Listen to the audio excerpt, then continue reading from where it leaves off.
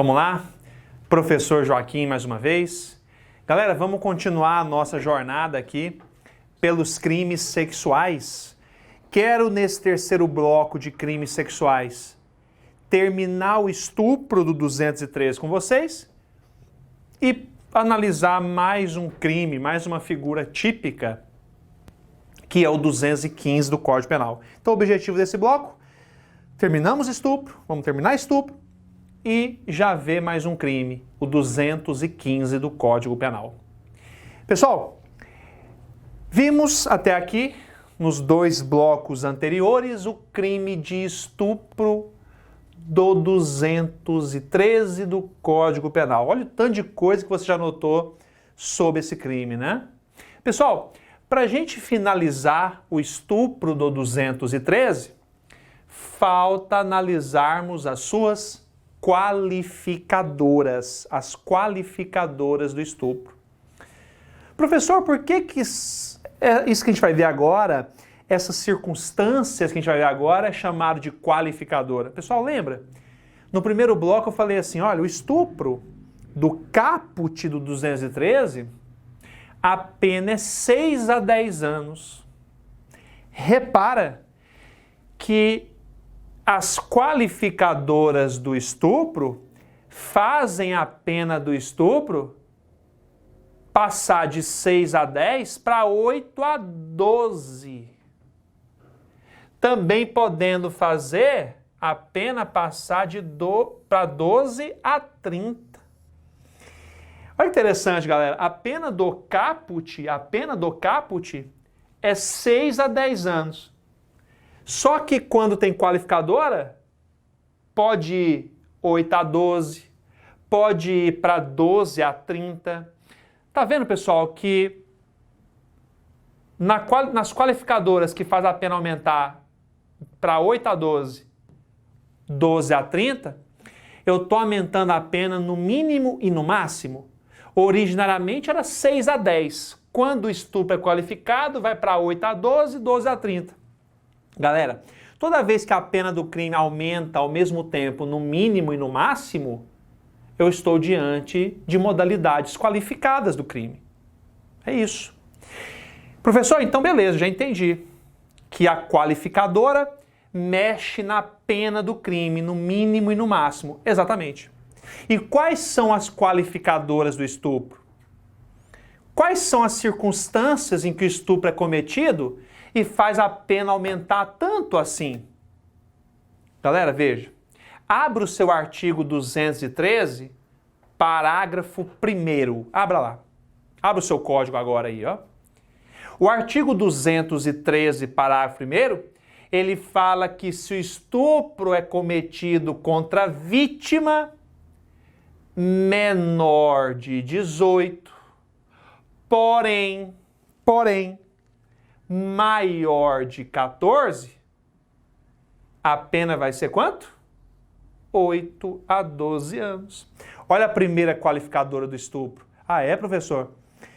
Então, essa simples circunstância do crime de estupro ser cometido contra a vítima menor de 18, porém maior de 14, se a vítima tiver aí nessa faixa etária, menos de 18, porém com mais de 14, o estupro é qualificado, pessoal, qualificado. A pena vai para 8 a 12 anos. Vítima menor de 18, porém maior de 14. E aí vem uma perguntinha de prova para você. Para incidir essa qualificadora, quanto à idade, né? Vítima menor de 18, porém maior de 14. Para incidir essa qualificadora, o estuprador, o sujeito ativo do crime, deve conhecer a condição etária da vítima? Ele deve conhecer a condição etária da vítima? Para incidir essa qualificadora, o estuprador deve saber que estupra vítima menor de 18, maior de 14? Pessoal, sem dúvida, sem dúvida.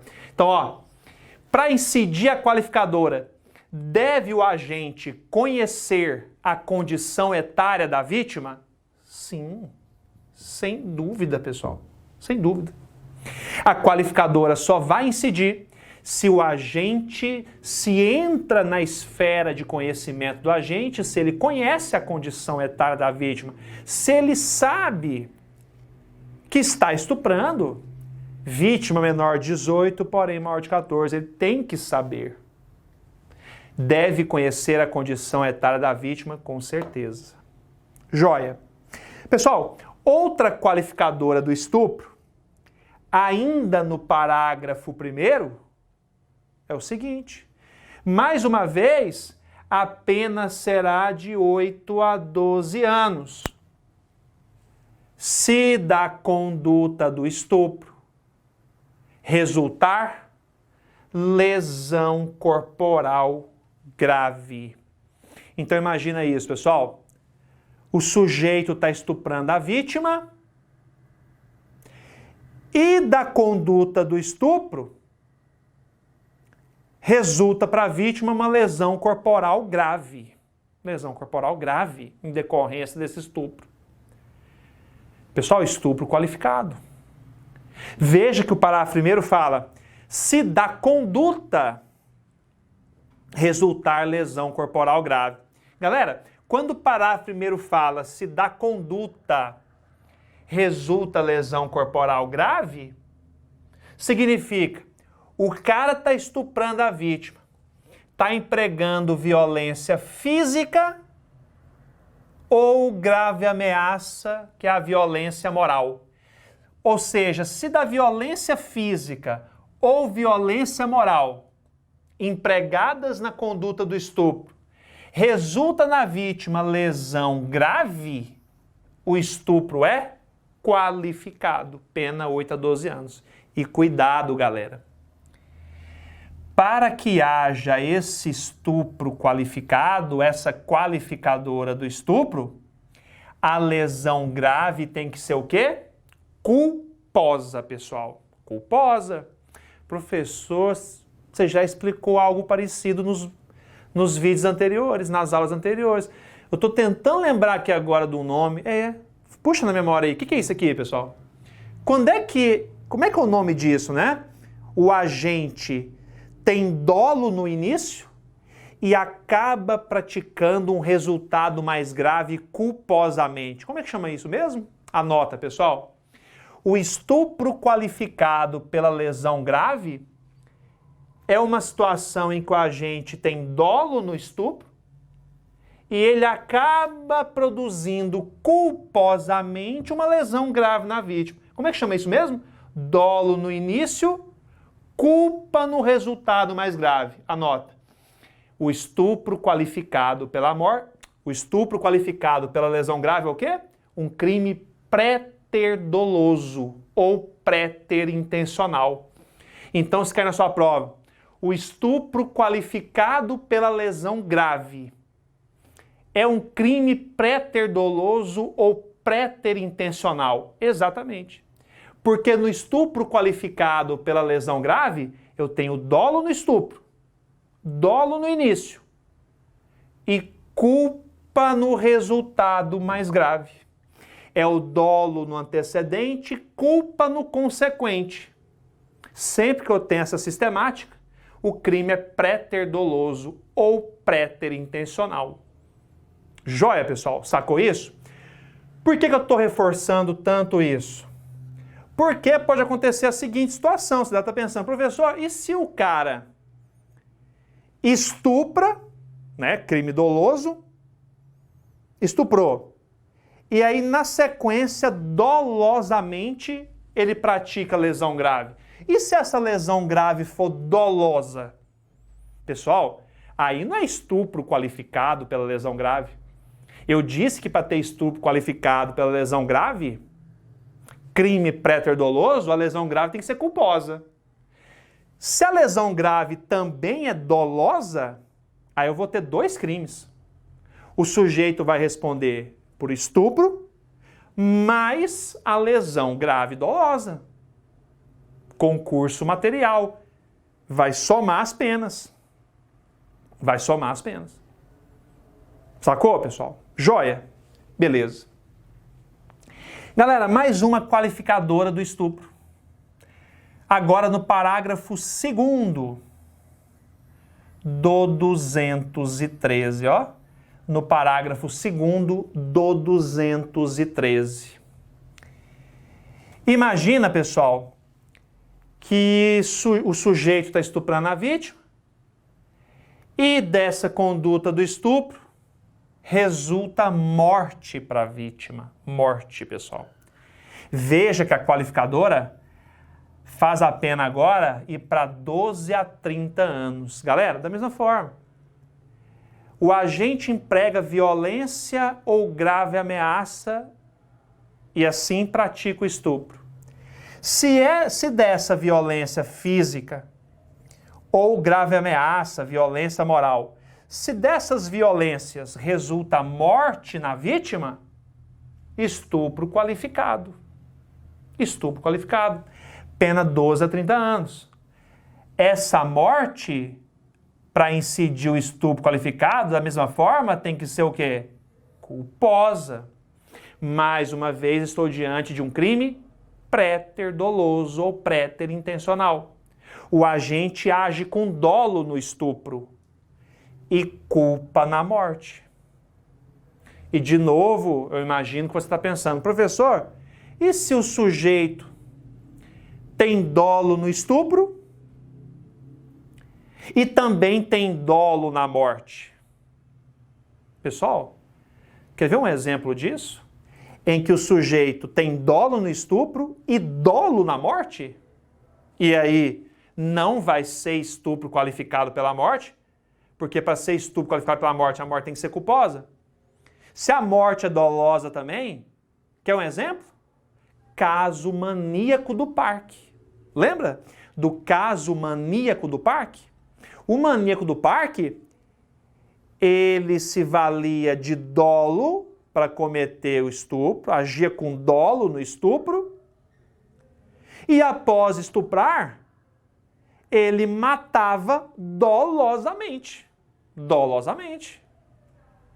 Pessoal, tanto que o maníaco do parque, como a morte era dolosa também, ele respondeu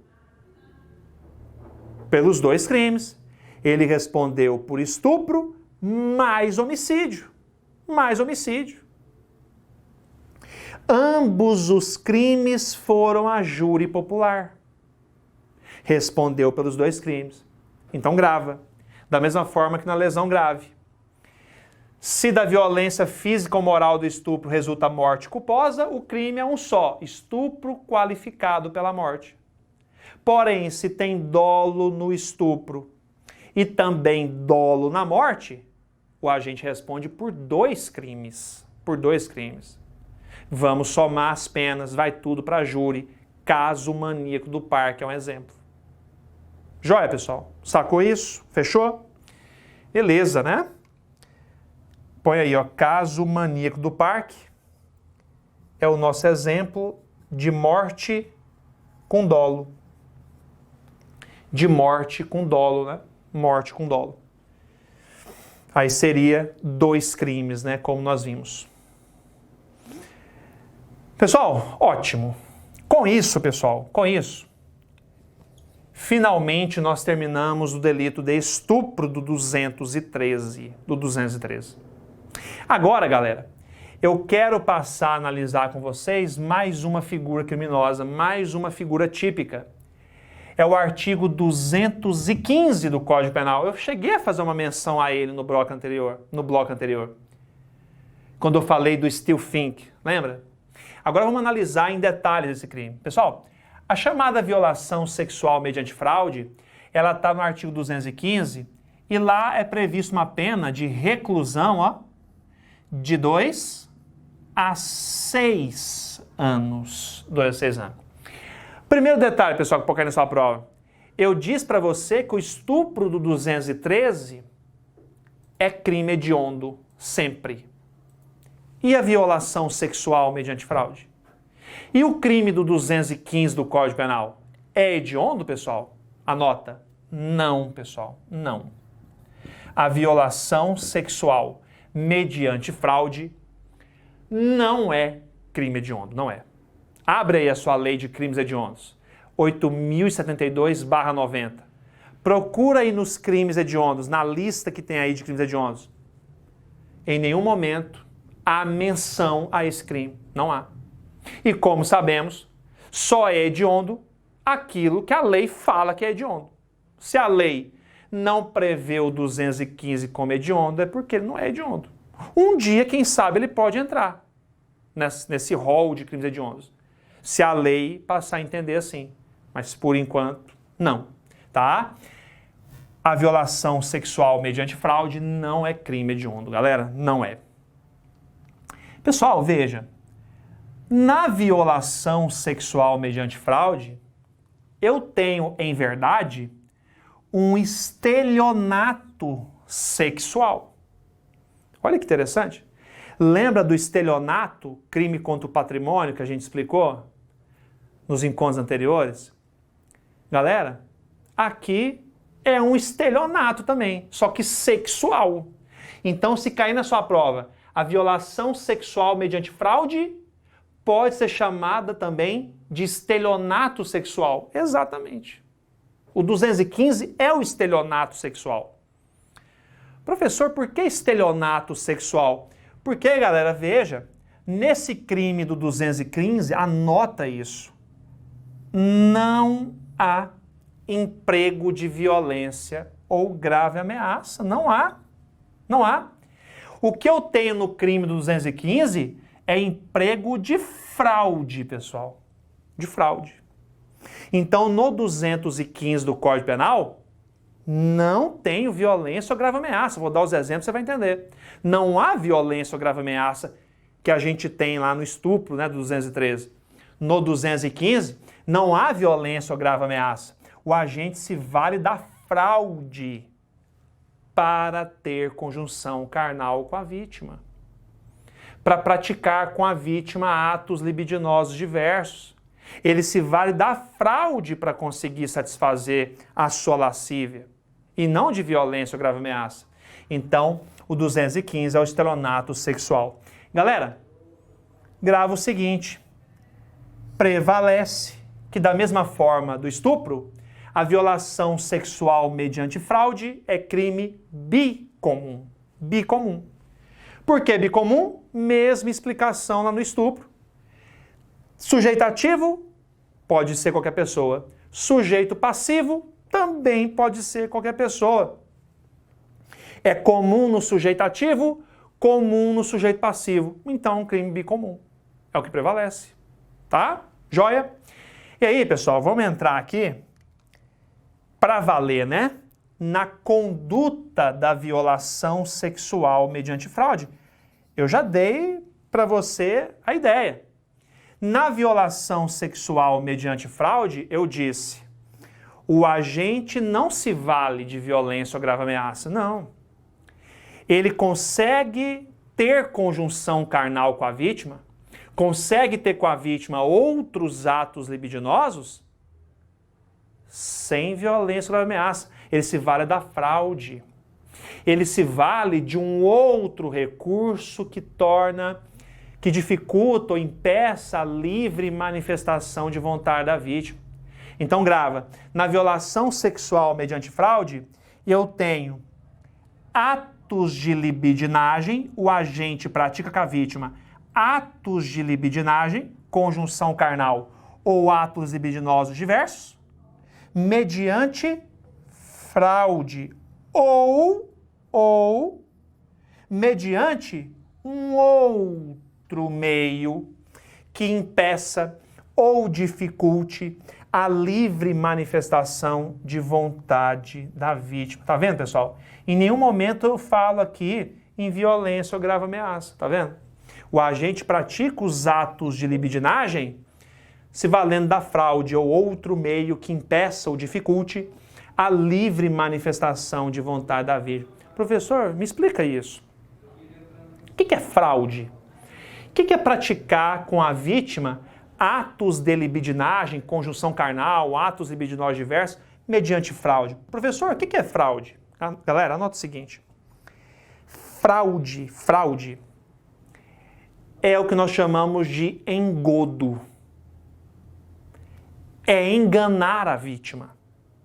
Quem comete esse crime engana a vítima. Ele engana de que forma? Ele esconde a sua verdadeira intenção. Ele muitas vezes se passa por outra pessoa. Olha isso, pessoal. Aí que está a fraude. A fraude é isso. É o engodo, é enganar a vítima, se passando por outra pessoa, ocultando a sua verdadeira intenção. Professor, me dá exemplos. Me dá exemplos. Aí eu vou enxergar. Me dá exemplos desse crime em que o agente se vale da fraude. Me dá exemplo. Quer ver? Imagina a situação de irmãos gêmeos. Irmãos gêmeos. Imagina. Fulano e Beltrano são irmãos gêmeos. Fulano namora Joana. Ó, Fulano e Beltrano são irmãos gêmeos. Fulano namora Joana. Tá no início de namoro ainda, tudo. Aí a Joana chega na casa, né, para ver o seu namorado Fulano. Só que quem aparece na porta é o Beltrano. E a Joana acha que é o Fulano. Acha que é o namorado dela mesmo. Acha que é o Fulano. Mas na verdade é o Beltrano. O Beltrano sabe disso. Ele sabe que seu irmão Fulano, o verdadeiro namorado, foi ali na esquina comprar alguma coisa. Só ele, irmão gêmeo, estava em casa. E ele se passa pelo irmão dele. Sai com a namorada do irmão. Mantém relação sexual com ela. Aí, pessoal. Esse irmão gêmeo se passou pelo outro. Enganou a namorada para manter conjunção carnal com ela. Ou um outro ato libidinoso. Que crime que nós temos? Violação sexual mediante fraude. Aí. O Beltrano se valeu da fraude. Ele enganou a namorada do seu irmão gêmeo e saiu com ela. Ela achando que estava saindo com o seu namorado de verdade, mas não. Estava saindo com o irmão gêmeo dele. Ele enganou a vítima e manteve conjunção carnal com ela. Aí. Artigo 215. Outro exemplo que os livros adoram dar é o tal do baile de máscaras, né? Sempre aparece em prova. Incrível esse exemplo. Baile de máscaras. Imagina, tem um casal numa festa, aí o rapaz fala assim, meu bem, eu vou no banheiro ali. Beleza. Tá todo mundo de máscara, né? Eu vou no banheiro ali. Nesse meio tempo que ele foi no banheiro, chega um rapaz com a máscara igual, com a roupa igual, e se passa pelo marido da mulher ali. E a mulher acredita que é o marido dela. Aí, é brincadeira. Toda vez que eu vejo esse exemplo, pessoal, eu costumo pensar assim, esse exemplo me remete sempre, dá a entender que essa festa é uma orgia, né? Só pode ser uma orgia, uma merda dessa, porque você vai no banheiro e vê um cara dar em cima da sua mulher. E com máscara igual a sua, com a roupa igual a sua. E aí, a mulher tá enganada, tá achando que é o marido dela, os dois saem da festa e tem conjunção carnal. E até o cara, né, que está se aproveitando da situação, se passando pelo marido, ele fala assim, ó, vamos fazer essa relação sexual hoje de máscara, para criar um clima, né? Ele joga isso nela ainda. E eles fazem o ato sexual de máscara. Ou seja, ela ficou enganada o tempo inteiro, achando que é o marido dela. Violação sexual mediante fraude. Pessoal, mais um exemplo, eu vou até fazer esse exemplo com vocês numa questão hoje, é o clássico exemplo do ginecologista, né? O ginecologista, a pretexto de fazer o exame ali na mulher, na verdade, ele se aproveita daquele contexto de exame, põe a mulher ali deitada, e ao fazer o exame ginecológico, ele se aproveita de que é um exame e satisfaz a sua lascívia. Fica lá inserindo o dedo na vagina dela, acariciando, e a mulher está achando que é um exame. E ele, na verdade, está se aproveitando disso para satisfazer esse desejo sexual doentio que ele tem. Então, mais um exemplo de violação sexual mediante fraude. Professor, você disse que esse crime também pode ser cometido com outro meio ou recurso, com outro meio que impeça ou dificulte a livre manifestação da vontade da vítima. Pessoal, exatamente. Aqui nós podemos citar o chamado temor reverencial. Temor reverencial. Lembra daqueles casos lá envolvendo João de Deus, né? Aquele médium lá, né, que foi desmascarado? Pessoal, o João de Deus, em inúmeros relatos, foi, em virtude de muitos relatos de vítimas, ele foi acusado pelo 215, violação sexual mediante fraude. Ou pelo uso da fraude, como nos exemplos que eu citei, ou pelo outro meio. Quer ver? Eu falei que aqui no outro meio encaixa o temor reverencial. Imagina, o João de Deus, né? As mulheres que ele atendia, a maioria esmagadora estava ali procurando ele para quê? Estavam desesperadas, com depressão, câncer, doenças graves, desesperadas, né?